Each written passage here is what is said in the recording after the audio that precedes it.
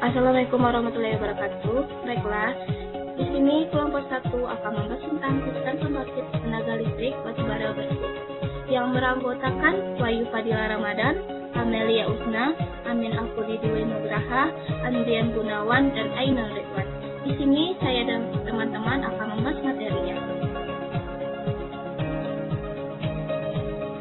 Pendahuluan. Batubara adalah akumulasi sisa-sisa tumbuhan yang mati dan tidak sempat mengalami pembusukan secara sempurna, yang kemudian tereservasi dengan baik dalam kondisi bebas oksigen. Misalnya, pada bagian bawah dari suatu danau atau pada endapan atau sediman berpusat sangat halus. Akibatnya, penimbunan material tumbuhan terkena suhu dan tekanan tinggi yang menyebabkan perubahan fisika dan kimiawi. Batubara merupakan salah satu sumber energi yang penting bagi dunia yang digunakan sebagai bahan bakar pembangkit listrik sebesar hampir 40% di seluruh dunia. Batubara telah memainkan peran sangat penting selama berabad-abad. Tidak hanya pembangkit listrik, namun juga merupakan bahan bakar bagi produksi baja, semen, sisa pengolahan alumina, pabrik kertas, industri kimia, dan farmasi. Hubungan yang erat antara penggunaan teknologi dan kerusakan lingkungan menyadarkan masyarakat untuk melakukan modifikasi dan inovasi dari teknologi yang ada saat ini. Teknologi inovasi tersebut diantaranya adalah elektrolysis nuklir, gasifikasi batubara, superkonduktivitas, dan lampu hemat energi. Salah satu teknologi konservasi energi adalah pembangkit tenaga listrik. Penggunaan bahan bakar fosil untuk pembangkit listrik akan dapat meningkatkan emisi dari partikel SO2, NOx, dan CO2. Saat ini, bahan bakar pembangkit listrik di Indonesia masih didominasi oleh penggunaan bahan fosil, salah satunya adalah batubara. Penggunaan batubara untuk bahan bakar pembangkit listrik diperkirakan akan terus meningkat. Oleh karena ini, perlu adanya kajian tentang penggunaan teknologi bersih untuk pembangkit listrik batubara yang punya efek untuk diterapkan. Cadangan dan penggunaan energi. Batubara merupakan sumber energi dengan cadangan terbesar, yaitu 36,34 kali 106 ton. Terlihat bahwa batubara mempunyai cadangan yang melimpah, tetapi penggunaannya masih sangat sedikit. Bila dilihat dari rasio cadangan dibagi produksi, maka batubara masih mampu untuk digunakan selama lebih dari 500 tahun. Setelah melihat cadangan batubara ini, perkiraan bahwa di masa depan batubara mempunyai peran yang besar sebagai penyedia energi nasional. Bila pembangkit dari PT PLN dan Captive Power dijumlahkan, maka batubara merupakan bahan bakar yang paling banyak digunakan untuk pembangkit listrik. Batubara diperkirakan masih menjadi bahan bakar yang paling dominan untuk membangkit listrik di masa yang akan datang. Energi listrik selama periode proyeksi diperkirakan tumbuh rata-rata sebesar 4,9% per tahunnya. Batubara mempunyai pertumbuhan yang paling tinggi, yaitu sebesar 7,6% per tahun. Berdasarkan proyeksi produksi listrik dapat dihitung emisi gas buang seperti partikel SO2, NOx, dan CO2. Teknologi bersih lingkungan. Berdasarkan pembahasan sebelumnya, terlihat bahwa batubara sangatlah potensial digunakan sebagai bahan bakar listrik di masa depan. Tapi ada beberapa kendalanya, yaitu batubara berbentuk padat sehingga sulit dalam penanganannya. Kedua, batubara banyak mengandung unsur lain, misalnya sulfur dan nitrogen, yang bisa menimbulkan emisi pada permukaan. Untuk mengatasi kendala tersebut, teknologi bersih merupakan alternatif yang dapat diterapkan. Teknologi tersebut yaitu yang pertama, diterapkan pada tahapan pembakaran. Yang kedua, diterapkan pada sebelum pembakaran. Prinsip kerja. 1. Batubara dari luar dialirkan ke penampang batubara dengan konveyor, lalu dihancurkan dengan pemisah batubara untuk menjadi tepung batubara.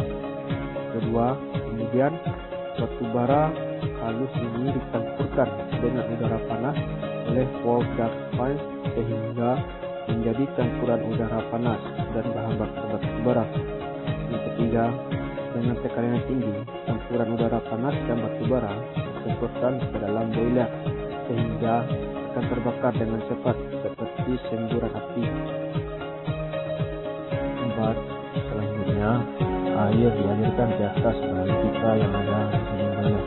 Air ini akan memasak dan menjadi uap air untuk kemudian dialirkan ke tabung boiler guna untuk memisahkan uap dari air di bawah.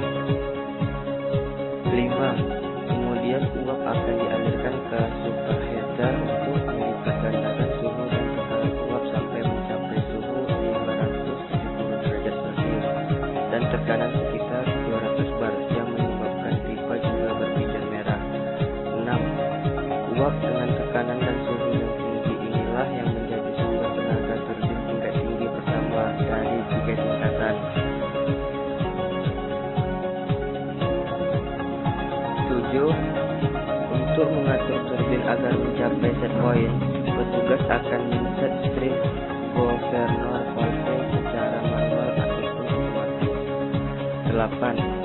Suhu dan tekanan uap yang keluar dari turbin tekanan tinggi akan sangat berkurang drastis.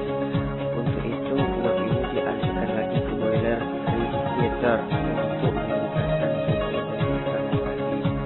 Selanjutnya, yang ke-9, uap tersebut akan digunakan sebagai penggerak turbin tingkat kedua atau disebut turbin tekanan sedang.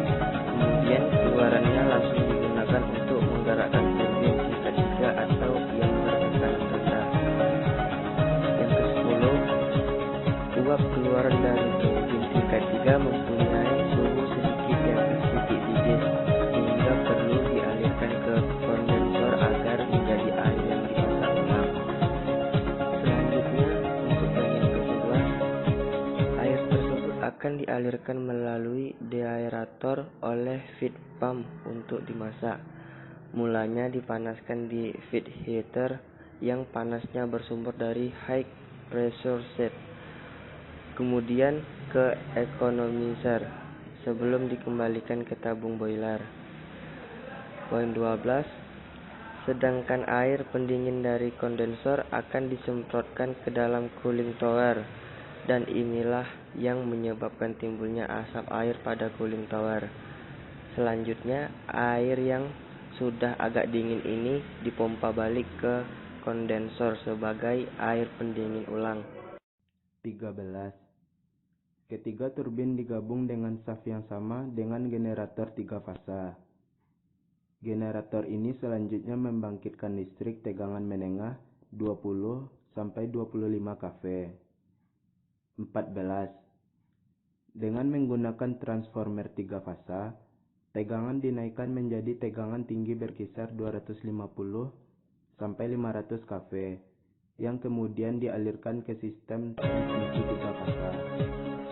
15. Sedangkan gas buang dari boiler diikat oleh kipas penghempat agar melewati elektrostatik precipitator untuk mengurangi polusi, dan kemudian gas yang sudah disaring akan dibuang melalui cerobong. Komponen 1. Pompa 2. Boiler 3. Turbin uap 4. Kondenser. Fungsi dari komponen: 1. Boiler digunakan untuk menghasilkan uap. 2. Turbin uap berfungsi untuk menghasilkan tenaga mekanik. 3. Kondensor digunakan untuk mendinginkan uap bekas dari turbin uap. Sekian dari kelompok 1 yang membahas tentang sistem atalistik